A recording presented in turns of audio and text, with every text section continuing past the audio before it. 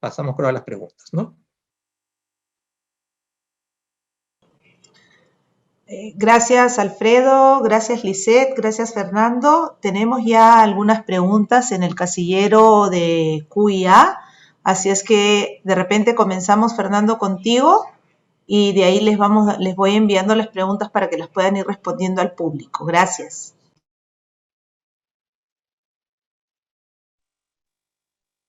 Cosas aquí. A ver, primero, bueno, gracias. Interesante que haya gente también de varias regiones. Hemos visto hay alguien de Huánuco, alguien de Sullana, probablemente también aquí de Lima. Muchas gracias por esto. A ver, hay unas preguntas que lo vería acá. ¿Desde qué edad los hijos ya deben contribuir con los ingresos de la economía familiar? Yo diría que en general, yo creo que el principio es que los chicos tienen el derecho a la educación, el derecho a crecer, y deberíamos en lo posible evitar que los niños trabajen, pero eso sería cerrar quiere tapar solo con el dedo que hay familias que a veces no alcanzan los niveles suficientes. Creo que hay una normativa muy clara del Ministerio de Trabajo y también avalada por las leyes internacionales que señalan que los chicos en el Perú pueden trabajar desde los 14 años, pero nunca pueden trabajar muchas horas y nunca pueden trabajar en condiciones peligrosas. Yo creo que en la medida de lo posible, si somos una familia que necesita igual involucrar a los adolescentes, no debemos tratar en lo posible, y si hacen que sean cosas muy puntuales, muy pequeñas, que no implica, por ejemplo, trabajos peligrosos, etc., ¿no? En general, a veces el tema es, por eso repito, ¿cómo hacemos los adultos para organizarnos mejor y que nuestro presupuesto se pueda acomodar mejor a las circunstancias? Pero en general, como digo, no debería ser necesario y no debería ser no es recomendable que los niños pequeños trabajen, por lo menos, y porque esto además tiene una implicancia en los temas de colegio, ¿no? O sea, si un chico comienza a trabajar desde muy chico, probablemente va a dejar el colegio o no va a poder beneficiarse, y algo que sabemos está probado por todas las cosas, cuando un niño o niña o un adolescente no termina la educación básica, de repente puede ganar profesionalmente algunos recursos, etcétera, que puede ayudar a su familia, pero tiene un impacto eso en las posibilidades futuras de su desarrollo. O sea, un niño que no termina la secundaria, o que peor aún, que no termina la primaria o no logra una buena secundaria, tiene muy limitadas sus posibilidades de ingresos y de mejor vida en el futuro, ¿no? No sé si hay otra pregunta más por aquí.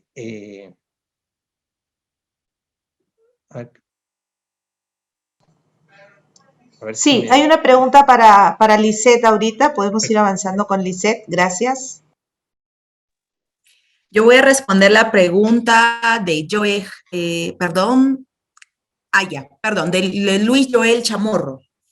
Él consulta hasta cuánto y en qué circunstancias puedo endeudarme. Es algo muy importante. Miren, a ver, se los voy a explicar con el criterio que nosotros evaluamos los créditos, por ejemplo, para nuestros clientes. Sabemos que hay diferentes tipos de préstamos, ¿no? Hay préstamos de corto plazo y hay préstamos de largo plazo. Largo plazo, por ejemplo, un hipotecario, ¿no? Ok, entonces, lo que nosotros consideramos y el sistema financiero considera como cuota máxima de endeudamiento, o sea, estamos hablando de endeudamiento total, es que no se exceda el 40% de tus ingresos, ¿ok? O sea, todo lo que tú tengas que pagar en préstamos, la suma de todos tus préstamos o el único préstamo que puedas tener, esa cuota que te va a salir no debe exceder el 40% de tus ingresos. ¿Por qué? Porque el otro 60% de tus ingresos debe cubrir las necesidades básicas del hogar, ¿no? Alimentación, servicios, salud, todo lo que Alfredo nos ha explicado en el presupuesto. Entonces, eso es lo recomendable. Y es ahí donde vienen los problemas, porque muchas veces al acceso de tanta tarjeta de crédito y encima ofertas de diferentes entidades, ¿no? Muchas personas toman los créditos, los financiamientos, destinan los fondos para comprar, adquirir cosas, y de ahí la cuota se hace demasiado grande y termina solamente preocupado en pagar deudas y te ves apremiado en cubrir tus necesidades básicas. Entonces, eso es lo que yo les puedo recomendar, no exceder el 40%.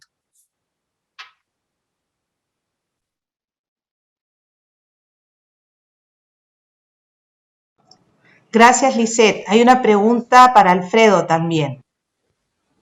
Ok, Sería bueno que la puedas resolver, que es la de Sonia Choqueneira Segar. sí, correcto. Sonia, hola Sonia, gracias por escribir primero. Nos dices, tengo un hijo de 20 años, está haciendo prácticas y le pagan.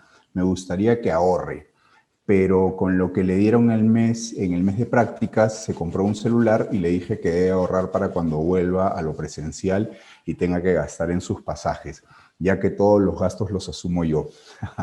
Esto, Sonia, ¿qué puedo decirte? Probablemente sea el primer trabajo, el primer ingreso que ha tenido tu hijo y naturalmente pues esto se ha querido dar un gusto de tomar y de comprarse el celular. O sea, esto lo veo más o menos lógico. No es lo adecuado, pero se puede dar. Yo creo que lo importante allí es que luego le hagas tomar conciencia justamente y probablemente que lo involucres dentro del presupuesto que hablábamos familiar. O sea, cuando yo comentaba y decía de que el presupuesto familiar muchas veces depende del ingreso de varias personas en casa, pues hoy tu hijo tiene que entender que él, que está viviendo en casa contigo porque no se ha independizado, también tiene que asumir algunas responsabilidades. Y al tener que asumir esas responsabilidades, ya pues probablemente el próximo mes esto va a pensarla un poquito mejor cuando le paguen hacia dónde lo quiere destinar. Y en la parte donde indicas que tú asumes la mayoría de gasto, pues como digo, es el momento de decirle, ok, yo asumo esta parte la asumes tú, y esta parte, ¿qué te parece si también los dos podemos hacer un plan de ahorro para algo en general? Esa sería de pronto mi recomendación o mi opinión, Sonia. Gracias, Alfredo. Tenemos también una pregunta para Fernando. Sí, acá estoy viendo algunas que no había visto en la primera ronda. Hay, a ver dónde está por aquí. Joe pregunta, en mi caso, mi niño recién ingresará a la primaria. No conversamos sobre el tema. Había otra sobre el tema de primaria. ¿En qué momento sí, debe impartirse desde el primer grado? Ciertamente que sí, los chicos cuando están ya incluso a los 5 o los 6 años ya entienden el tema del dinero, ya saben que con el dinero se pueden comprar cosas, ¿no? Eso está muy claro. Lo que tienen que ir aprendiendo poco a poco es que ese dinero, qué representa en relación al trabajo, etcétera, ¿no? Porque, digamos, puede haber incluso esta idea mágica, que no sé si a algunos les ha pasado, que los chicos, digamos, un sobrino mío pequeño preguntó una vez, ¿por qué no tengo yo una tarjeta como esa que tiene para que el cajero me regale plata? Entonces, esa idea como que la plata sale a un sitio, pero no el origen, lo vinculado al trabajo. Creo que esa es una cosa que los chicos pequeños que están a comienzo de la primaria tienen que comenzar a entender.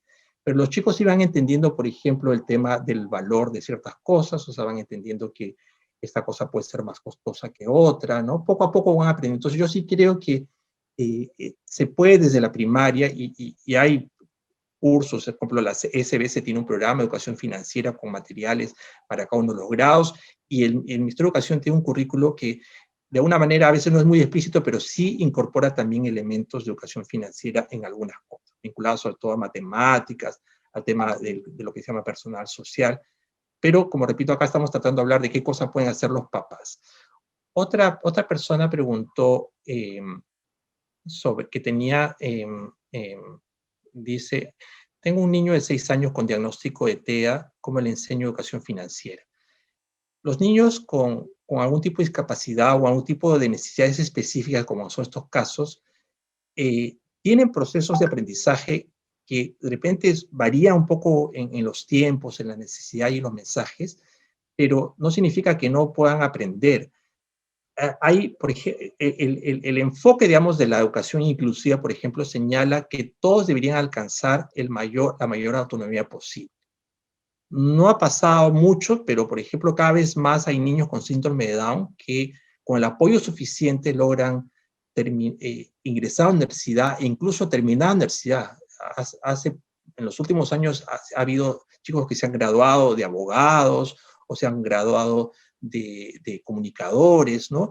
Y que son chicos con síndrome de Down. Entonces, cuando uno piensa que hay un chico con discapacidad o con algún tipo de estas necesidades, no hay que pensar que eso quita, sino creo que el trabajo del maestro, pero también de los papás, es ayudar a tener más autonomía posible. Y eso implica ir enseñando y modulando ciertas cosas. O sea, por ejemplo, ¿qué digo, no?